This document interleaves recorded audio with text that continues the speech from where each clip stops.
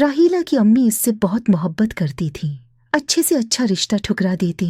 ओली से औली खानदानों से उसके लिए रिश्ते आए।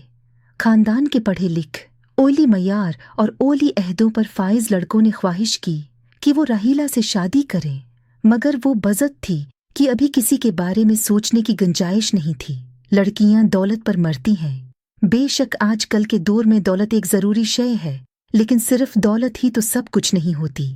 उसे माँ बाप ने घर में इतनी आसाइश, मोहब्बत और सहूलतें दे रखी थीं कि उसे क्या खबर कि बाहर की दुनिया कैसी है, कितने मक्कर व फरेब से भरी हुई है। वो BA कर चुकी थी और घर में बोर होने की वजह से अक्सर मेरे घर आ जाती थी। फिर अचानक वो हुआ जिसका कोई तसव्वुर नहीं कर सकता। राहीला उन दिनों एक उदारे में अंग्रेजी बोल चाल सीखने जा रही थी कि वहाँ उसकी मुलाकात एक ऐसे शख्स से हो गई जो चरब ज़बानी में अपना सानी नहीं रखता था। वो लड़की जो कहती थी कि कोई मेरे दिल को नहीं भाता, चाहे कितना खूबसूरत और दौलतमंद क्यों न हो। इसने ऐसा फैसला कर लिया कि मैं हैरान रह गई।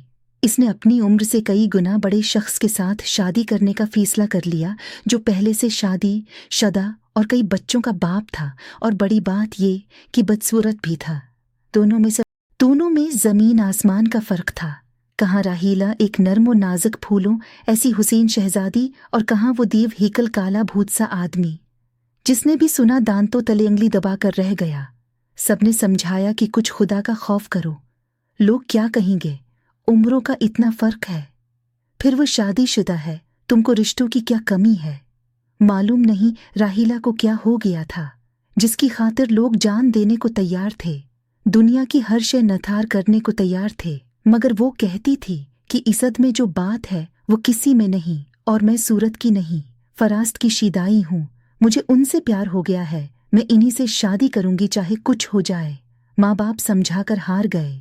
आखिर बेटी की खुशी की खातिर उसकी शादी उसद साहब से कर दी। जाने उस मक्कार ने कैसे उसे शीशे में उतारा, नहीं मालूम। हम समझ रहे थे कि ये उसका जज्बाती फैसला है। शायद इसद ने किसी जादूगर से उस पर जादू कराया कि उसको कुछ दिखाई नहीं देता था।